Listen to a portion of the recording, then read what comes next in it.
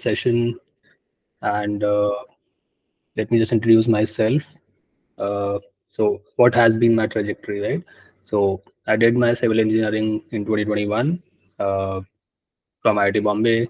Then I worked at Piramal for 2 years as a data scientist and also a manager. Then I worked as a lead data scientist at a startup called Skook. It's a mental wellness startup. Then currently I'm working at IDFC First Bank as a data scientist senior manager. So a little bit more about me. As I just already told, I did my civil engineering. So I am not from a data science background, but I transitioned to it during college, right? And I've been learning ever since. I did an internship during college, and I wrote a patent on AI master data management during that. How do I spend my leisure? I try to play the ukulele and the guitar. Uh, I occasionally post it on YouTube. I also run a podcast called Data Production. You can check that out on YouTube as well. And I make jokes on LinkedIn, and I sleep. So let me know a little bit about you guys as well. So let me just launch the poll. So yeah, can you guys see the poll? You can say in the chat. If you're on your laptop, you will find the poll section via the icon on the right beside the chat icon. If you're on your phone, you can just click on the three dots, and there in the activity section, you will find the polls. Alternatively, if you're not able to, you can also put it in the chat. Yeah. So from the responses I'm able to see, I think the majority of you are working professionals. So just to elaborate on it, those of you who are already working right now, are you in data science or are you in some other domain? You can put it in the chat.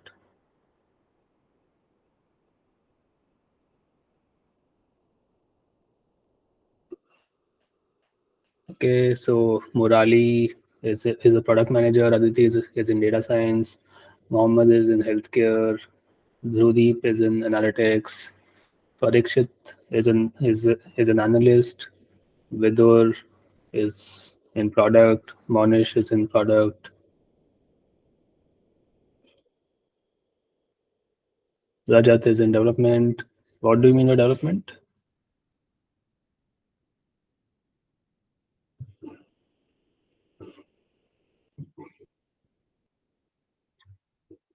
Okay, so like software development. Okay.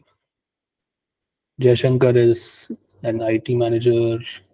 All right. So I think majority of you are in product, some of you are in IT or software, and a couple of you are in data science. Cool. So the next thing I'd like to know about you is what kind of companies do you want to work for? So I'll end this poll and launch this. Yeah.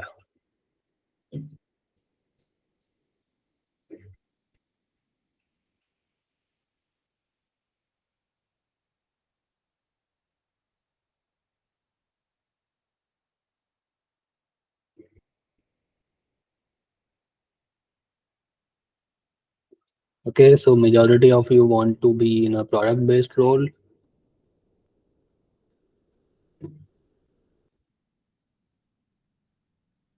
I'll wait for a few more seconds.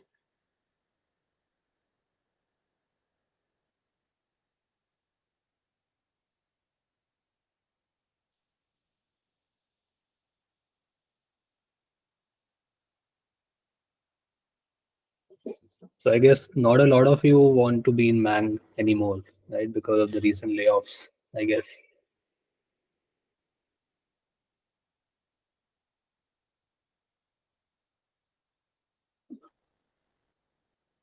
Cool.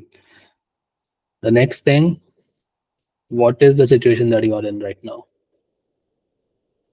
So in your data science preparation, where do you stand, right? So have you done some courses? Uh, have you done some projects? Have you done some internships? Are you already working?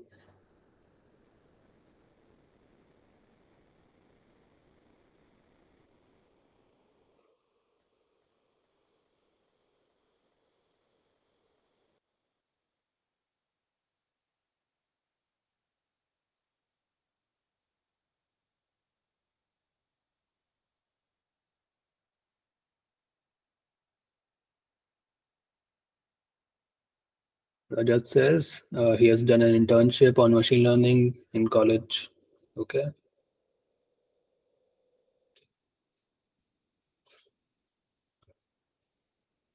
So I guess majority of you like are not already a data scientist or an analyst. That is obvious, uh, and a lot of you have done some courses. Okay, so no one here hasn't yet started yet, right? So everyone has already started their preparation, and most of them have done some courses and some projects. Cool. Now let's end this. Yeah. Now, what are we going to cover in this session? Uh, so since the title of the session is a minimalist transition to data science, so we are going to be talking about what is the minimum you can do, right? So if you want to do a lot of things, you can do infinite number of things, but what is the bare minimum you can do to be eligible or be a desirable candidate in a data science interview, right? So first, uh, how do you enter the field? How do you not apply to roles? So I've seen a lot of people just applying randomly on Naukri.com or other websites, right, and not getting anything, any calls back. So how do you actually apply? How do you create an ideal portfolio? How do you create an ideal resume? What does an ideal interview look like? And once you've cleared the interview, how do you go about negotiating your salary? Right. Then at the end, also we'll take some questions from you guys, and feel free to post some questions in the chat in the middle as well. We can take those in the middle as well. Now, what is data science? Any one of you would like to answer this in the chat? What do you understand by data science?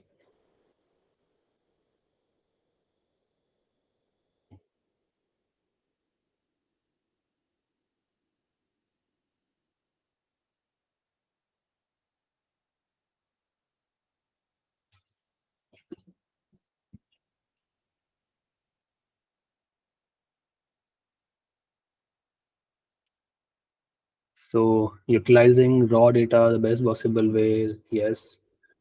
Solving business problems using predictive analysis, okay, that is one part of it.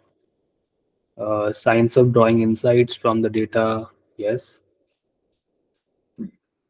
Extracting meaningful insights for business, building machine learning models, finding on insights from data using tech, extracting useful insights. Cool. Yeah. I think most of these answers are correct. So, uh, so it is a domain where we turn coffee into code and chaos into insights. So, like all of your answers are also correct, but this is what it is, right? What are the basic prerequisites at a junior level? So I assume most of you will be, whenever you will be transitioning into a data science role, you will enter at a junior level and not at a managerial level. So what are the basic prerequisites for that role? First is comfort with the programming language and preferably Python. So there are a lot of languages uh, in which you can handle your data efficiently also, but Python is the fastest to learn and the most used language in data science. So whenever you'll join any company, there are high chances that they'll be using Python over there. Next is basic competence in Excel. Dhruv, can you let those people in, whoever has joined? Yes. They'll automatically join. Yeah. It is automatic. So a basic competence in Excel, right? So uh, in a junior role, uh, there are high chances that you will have to work a little bit with Excel, and uh, some small analysis like one-time analysis are much easier on Excel than Python. Since, but if you have to automate something, then Python is obviously a better choice. But knowing Excel is always good. Next is knowing basic algorithms in classical machine learning. So most of the roles that exist today deal only with classical machine learning and not deep learning. So deep learning is a good to have, but not a necessity. So and next is understand the end-to-end data science lifecycle. So how do you start with a problem statement, find some data on it, do some data engineering on it to get the get a suitable data out to be able to use it in a data science model, train a model on it, and uh, evaluate the model to choose the best model out of your stack, then deploy it on cloud, and then automate the whole thing using CI/CD. So if you understand this whole data science lifecycle, you are already in the top 1% of all data scientists. Okay, so the first step is, where do people make the first mistake when applying to jobs? Uh, they blindly apply on various job aggregators, Naukri, Ambition Box, and even LinkedIn, and also contacting random people on LinkedIn. So you have to have some leverage so that people will actually reply to you, right? So uh, these 3 points are just a waste of your time. So you are better off not doing it and utilizing your time on something else. Next, what is an ideal portfolio, right? So just to clarify, how many of you have some sort of a portfolio already in data science? Just say yes or no in the chat.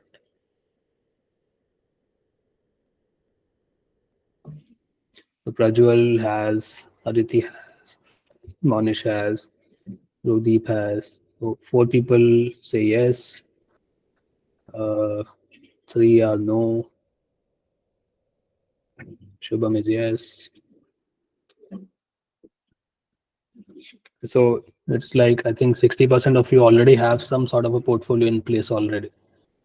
So what is an ideal portfolio? Like what does an ideal portfolio look like?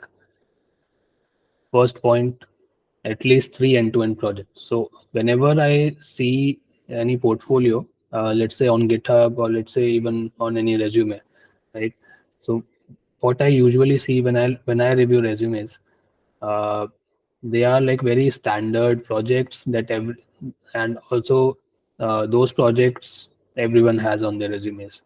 So it will be something like house price prediction. It will be uh, iris classification, Titanic, then uh, cancer prediction, something like this. These are like very common data sets that you can find on maybe Kaggle or somewhere else, and these are very overused projects. And also, what they do in those projects is just they start with some clean data and they train a model on it, and that's it. So this whole thing is like a very small part of the whole data science lifecycle. So if you know just this much, then you are of no use to any company. So as we talked about earlier also, you have to know the entire end-to-end data science lifecycle. Next is, pick a domain that you are actually interested in. So if you just train a like a decision tree model, or let's say a logistic regression model on the Titanic dataset, so it is pretty much useless, right? So no one needs to know who survived on the Titanic, or who is like how much is the price of a house, something like that. So it just looks like you did that project just to add it to your resume and you're not really interested in it.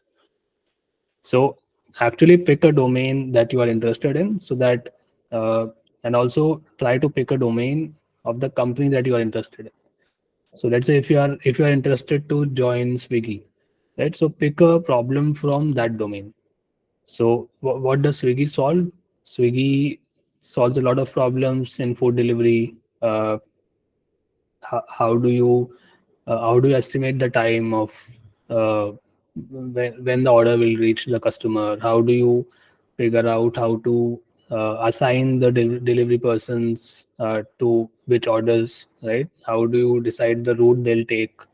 How do you decide which delivery person uh, will deliver which orders and in what order, right? So pick a problem from that. If you are interested in joining, let's say, Amazon, so figure out what all problems is Amazon solving, right? So uh, a major problem that they are solving is a recommendation problem, because that is the top of the funnel.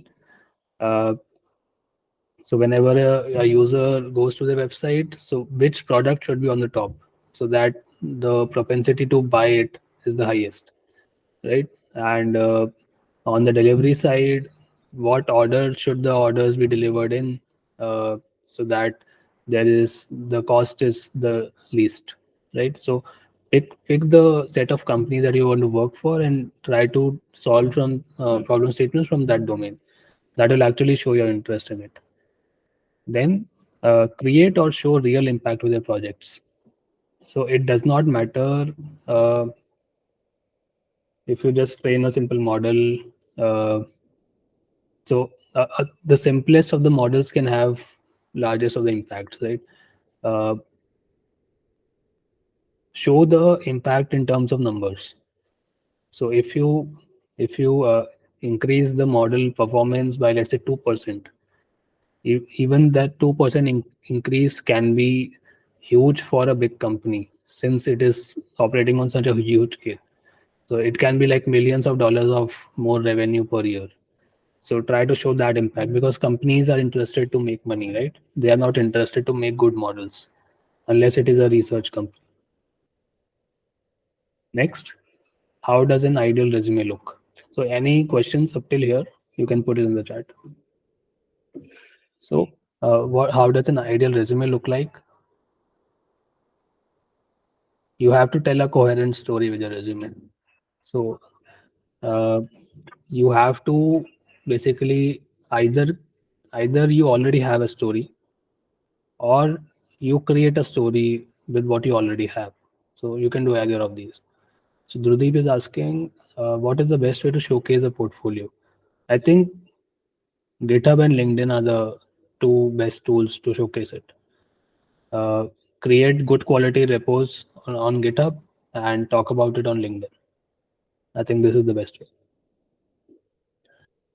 So next is show the real or potential impact with your projects. So just like we talked about in portfolio, you have to uh, let's say you have to show that your project is actually valuable in the real world.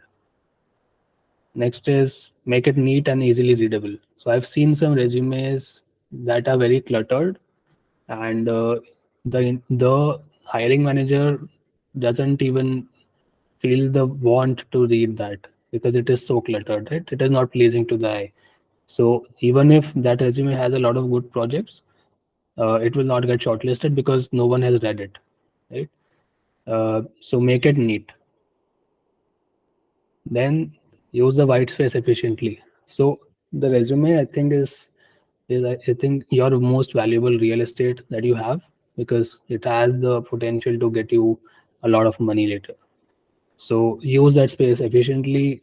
Don't leave too much of white space out, and don't leave too little of it out. Mohammed is asking how to go about finding jobs that suit one's profile. Yeah. So first you have to figure out a domain, right? So which domain you want to go into. So like I work in the finance domain. You might want to work in some other domain, let's say in any other tech domain, or so any domain that you feel like. Then you list out what all companies work in that domain, and among those companies, uh, which are your top five, let's say. So make a list of the top five companies that you want to work for. Now start talking to the people that are already working there, right? And how do you talk to them? If you already know them, then just talk to them directly. If you don't know anyone working there, search them on LinkedIn and send them a request and ask for like 10 minutes of their time, so that you want uh, you want to get a little bit understanding of what they work on, and how does their day in a job look like. So that then I think when you keep talking to those people, you will eventually find out uh, which team do you want to join at the end. Murali is asking, are projects like fraud detection, loan approvals still relevant for portfolio? Also, what is the level of complexity expected? So it it does not matter. So if you are looking to join the finance domain, then these projects matter, right? So if you want to join Facebook, right? So then these projects won't really matter. And the main thing about portfolio projects is they have to be end to end. You can't just take in some data, create a model on it, evaluate it, and then you are done. That is really useless. So you have to start with the problem statement, get some good quality data on it. Most likely it will be dirty, so you have to make extensive cleaning pipelines for it. Then try different models on it, evaluate the models, then deploy it on cloud, right? May either directly deploy it on cloud or make an app out of it, so that you can actually showcase it, right? uh, because that is how your project actually becomes of value. Otherwise it is just staying on your laptop, that's it. It is useless on your laptop. So that is the level of so it is not about the complexity, but it is about the depth. That is the level of depth that is expected. Dhrudeep is asking, what should be the max number of pages in a resume? uh, I think at a junior level, one page resume is good enough. People say it should be mostly one page. Yes, for experience force. Yeah, so my current resume is one page only. So you have to figure out what all information is the most important information to include in that one page. How important is DSA/coding round in DS interviews? So it actually depends on the company. So I think many of the product-based companies do ask for DSAs, DSA and like general coding. Like extensive DSA coding, right? So like dynamic programming or graphs or searching, sorting, etc. But s- but there are also a lot of companies that don't ask for it, right? So uh, I've actually never given a DSA round in any company that I've joined. So there exist those companies as well, but it depends on where do you want to go. If that company is asking DSA, then you have to do it. All right, I think that's it for the questions for now. Keep writing in questions if you come up with any, and we'll move ahead. So, in the ideal resume, use the white space efficiently and optimize the keywords. So, there are high chances that uh, your resume will be screened through an ATS system before a human can read it, right? So, don't take those chances, and optimize it for the keywords. So, how do you optimize it for the keywords? Look at the job description of the role that you're applying to. Uh, Pick out all the important keywords from it and make sure that you have those keywords in your resume, either in any projects or in your skills or anywhere. But try to include them. Also, don't end up lying actually. So if you don't have that skill set, then don't mention it. But if you have it, then always it is better to mention it. What is the ideal interview look like? right? So you have to treat it like a date, right?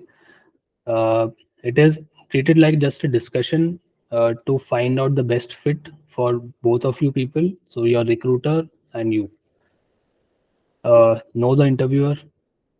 Uh, try to find out who is going to be interviewing you, and check out their LinkedIn profile or check out their work history and check out their interests, right? So when you talk about when you show that homework in your interview, that is very admirable. Next is likability matters more than knowledge. So if anyone is hiring for a team, for their own team, uh, they would much more want to hire someone who they like than someone who has a lot of knowledge but is not likable, right? So since they have to work with them for a considerable amount of time, right? So likability comes first. So even if knowledge is a little bit less, you can always learn the stuff on the job. No need to have all the correct answers. So no one expect you to have all the correct answers to any of the questions, right? So they are just trying to know your perspective on the questions. Prove that you are going to be a good colleague and easy to work with, right? So like this is just basics of likability. uh, if you give them a hard time in the interview, then it is obvious that you are going to give them a hard time in the job as well.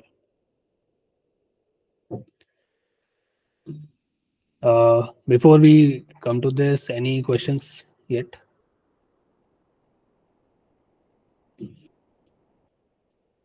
I'll wait for 10-15 seconds.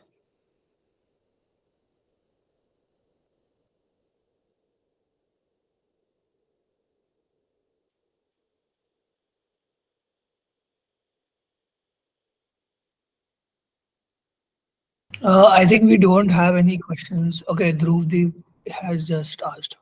Yeah. So, any preparation tips for interview in terms of technical knowledge and domain knowledge? Uh, so, it is actually really tough to get domain knowledge without actually working in the domain. But you can always watch a lot of YouTube videos on that domain, read some books on that domain. So like I work in a bank, and I uh, before that I have been involved in finance as well. So I knew the domain before I joined here as well, and that was a result of reading a lot of books, watching a lot of YouTube videos, and reading a lot of articles, blogs, I think. And also you can always talk to the people already working in that domain. That I think that is the best way to know about the domain. Rudeep. Prajwal asks, can you show us a sample resume? Yeah. So I'll show you guys my uh, resume when I was trying to enter data science, right? So I'll show that at the end. Next is Vinamra is asking, how do you know that you actually understood the concept in machine learning, deep learning? How do you know that you understood it? Uh, so for one, you should feel comfortable with the concept, right? Next is you should be able to implement it using code, and you should be able to explain the concept to someone else who doesn't know the concept. I think if you pass these three tests, then I think you actually understood it. Then uh, also, it is always good to talk to a mentor uh, and check your understanding. Prajwal is asking, is maths really needed for a fresher? Yeah, so maths is always needed for anyone, right? So math is very important. Murali is asking, will there be live coding rounds? Yeah, there can be, depending on the company. Also, can we refer to the documentation during interview if there is live coding? That also depends on the interviewer. Also, most likely you won't need to look at the documentation because you will be writing everything from scratch. You won't be using any library. So documentation is mostly useless. But it depends on interviewer. If the problem statement is such that you need to use some libraries, then either you should definitely ask the interviewer whether you are allowed to do it or not.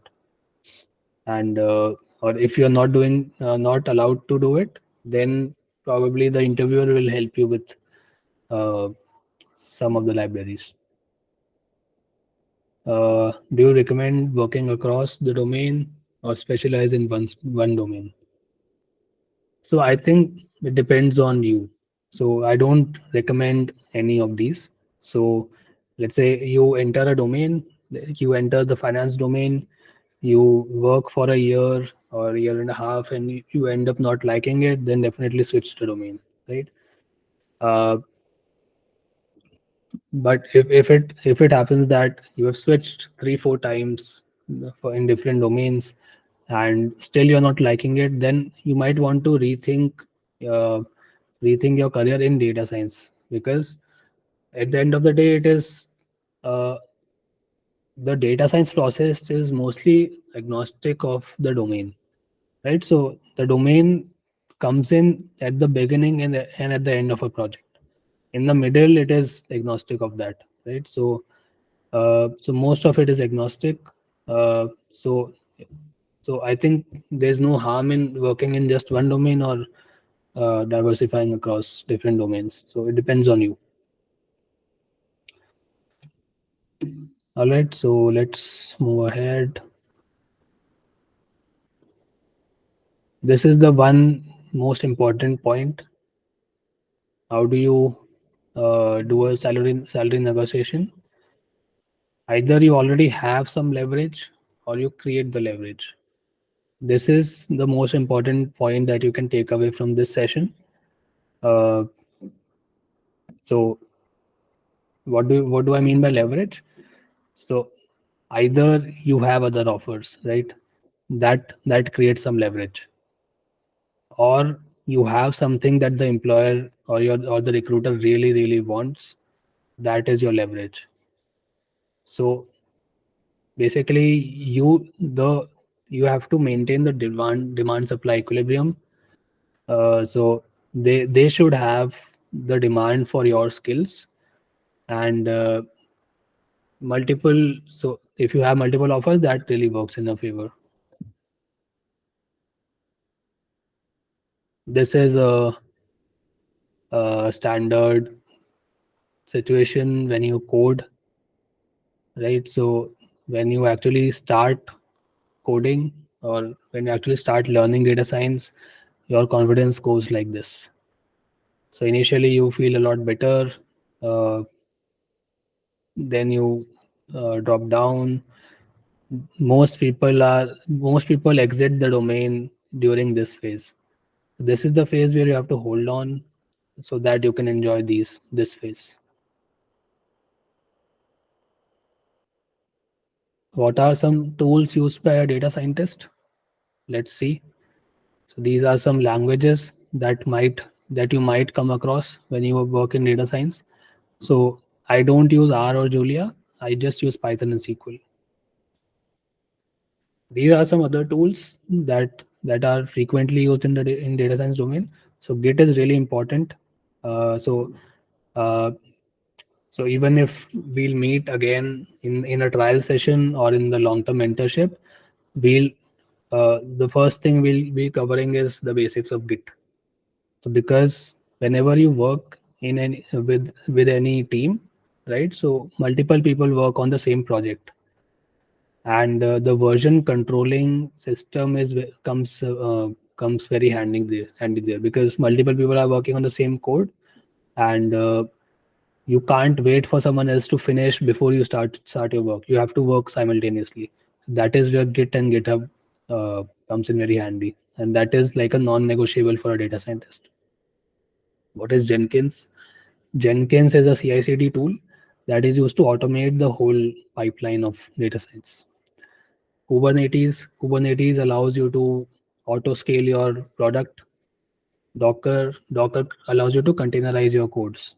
So these are very important tools that are used in I think 99% of the companies that work in data science.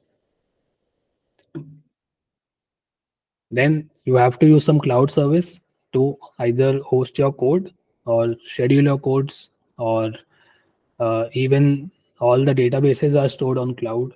So these are three of the most popular services. GCP is Google Cloud Platform, AWS is Amazon Web Services, and Azure is from Microsoft. Any questions till here? Prajwal is asking GitHub Actions or Jenkins, which should I learn? So I actually prefer GitHub Actions, so I'll say GitHub Actions. But some companies, if you'll go to some companies, they will not be using GitHub Actions there. So there you might have to work with Jenkins as well. So, but I personally prefer GitHub Actions. Murali is asking how much data engineering concepts are needed in data science. So data engineering concepts are not needed as such, but you should understand what is happening in data engineering. So how basically what does a data engineer do, right? They take some raw data, create some pipelines, and prepare a finished data so that a data scientist can use that data for their models, right? So as a data scientist, you don't need to know how exactly are they creating the pipeline. So because you can always talk to the data engineer to explain if there's any discrepancy. So not much. Prajwal is Kubernetes for freshers is necessary. No, not necessary. But you'll eventually end up working with Kubernetes when you eventually work in a company. But yeah, you don't need to know it to enter it. These are I just listed some tools that a data scientist uses frequently. Shubham is asking AWS, Azure, GCP, but what exact topics need to be covered for data science? Yeah, so I think this session is too short to talk about all the topics, right? So, but uh, the topics I think you should book a trial session for this, and we can discuss what topics you need to cover. And yeah, because it is like uh, there's a lot of topics, right? Shubham is asking how much it takes to become a data scientist compared to a full stack developer. What do you mean how much it takes? How much time it takes? Uh, yeah. So time actually depends on how much can you work, right? So if you just give 2 hours a week, then you'll need maybe a year to reach that place. If you give 10 hours a week, then probably you can reach it much faster. So it depends on your current skill sets, how much you already know, and how much you have left. Uh, don't know yet, and you have left to cover. So it depends on that and your speed as well. Yeah, but ballpark figure, if you give a considerable amount of time each week, then I would say you can be interview ready in I think 4 months maybe. So I'm actually making a lot of assumptions in this figure, but yeah, we'll have to talk personally to come up with a good number for you. So how do I help in one-on-one long-term mentorship? So basically, uh, what if you choose to take a long-term mentorship with me? What we'll be doing, I'll just explain. Uh, first, we'll be figuring out what skills do you already have, and what skills do you actually need more to reach that place, right? And we'll probably meet once a week, if necessary, twice a week, and we'll be having a concrete agenda for every session that we meet, and yeah, we'll probably do some three to four end-to-end projects together, and also we'll try to showcase those projects on your resume as well as your GitHub, that you get some recognition out of that as well. And I'll actually, if you given enough hard work, and I see that hard work, then I'll actually refer you to my companies as well. So yeah, that is what the long term mentorship is all about. uh, yeah, so I think I'm done with everything from my side. So if there are any questions, Prajwal is asking, I deploy my ML apps to Streamlit or Hugging Face, render, because AWS is very limited for free trial and less computing. So Prajwal, it is okay if you deploy your apps to Streamlit or any other place, but when you work in a company, you will have to use AWS. So it is better if you start working on it right now and you get some familiarity out of it. So it is better if you gain that familiarity. Mohammed is asking, data scientist versus ML engineer in terms of career prospects. So a data scientist is a very general role, right? So a data scientist, if you are a data scientist in any company, so there's no telling what all you'll be end up doing in that role, right? Because a lot of companies actually give analyst work to data scientists, and a lot of companies actually give research work to data scientists. So a data scientist is a very all encompassing term, right? So it all depends on your career prospects, will depend on what skills are you actually gaining there. So don't go by the name of the role, and instead go by what work are you getting there. Classical ML is generally enough these days, or we need NLP or and deep learning too, because world is moving to LLMs. So it depends on what domain do you want to go to through the. Uh, let's say if you want to work in finance, right? So you'll uh, like 80% of your whole work will be done via classical ML. There are 20% chances that you will actually need to use other deep learning methods. But yeah, but these days, all the fintech and all the finance companies are moving towards deep learning as well. But there is one problem that RBI has very strict regulations in finance. So there are some hindrances, but yeah, world is quickly moving towards deep learning. So it is the classical ML part is a prerequisite. So that is a very necessary skill. And after you learn that, you should definitely learn deep learning as well. Should I learn NLP or CV if I'm applying for fresher jobs? So Prajwal, if you are applying for jobs, you should first focus on your basics. So clear your classical ML, clear all your data analysis, data manipulation concepts first, and then move on to the deep learning topics. So you should have a priority list on what to cover when, and deep learning comes at the end of it. If you are already done with all the other things, then move on to deep learning.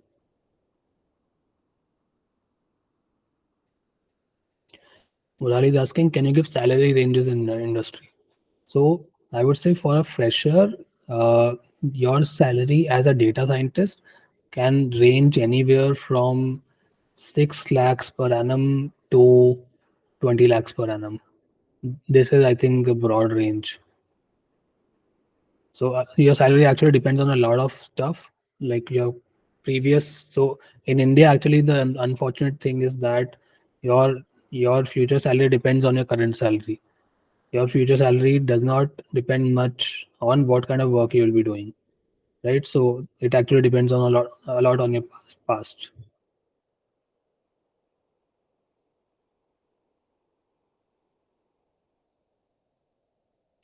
Any other questions?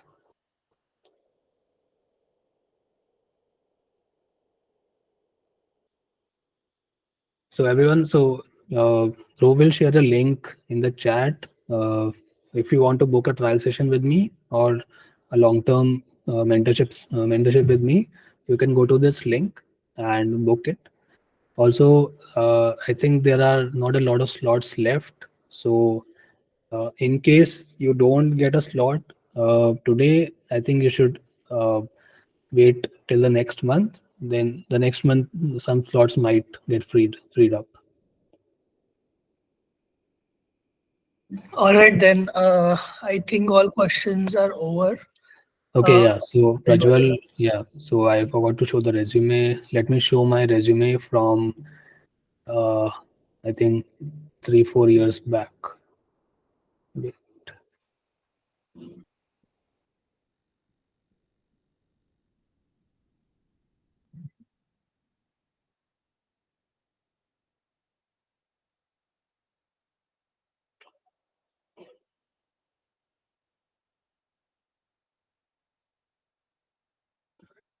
Yeah. So this was my resume when I was trying to enter data science. So you can see the points being mentioned. So it has to be. So first thing is I've mentioned a lot of numbers here, right? So these numbers show some sort of an impact, actual impact on the real world. I bold some important keywords, whatever I felt was important. I bold that. I have tried to make it uniform so that each sentence goes till the end and does not end midway. Then uh, what else? I've tried to use the white spaces efficiently, so it actually looks like you want to read it. Uh, so it does not look very cluttered. So this is how my resume looked back then. So in case you join the long-term mentorship with me, we will be creating your resume as well. So hope to see you there. Mohammed is asking thoughts on working uh, overseas based remote jobs. Yeah. So actually, I've never worked on any foreign with any foreign company in a remote role. But yeah, if you can get a remote role, then probably you'll have to manage the time zones. So it might end up uh, being a net negative for you if it is like a it is like a night shift for you. So and you are and you're not a night owl. So but yeah, let's say in Europe maybe, so there's a 3 hour difference, or Dubai, let's say there is a 2 hour difference. So I think that might be good. But I'm not the right person to answer this because I don't have that experience.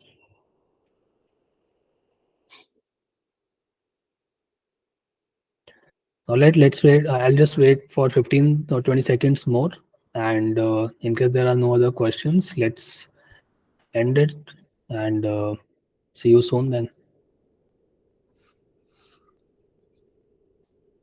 all right. Yeah, I think we can end the session in another 10 seconds. So thanks a lot, Ashit, for your time. I mean, you explained everything very well, and you were simultaneously taking in all the questions as well. So thanks a lot. Thanks a lot. It was very interactive. I'm sure that even others have felt so.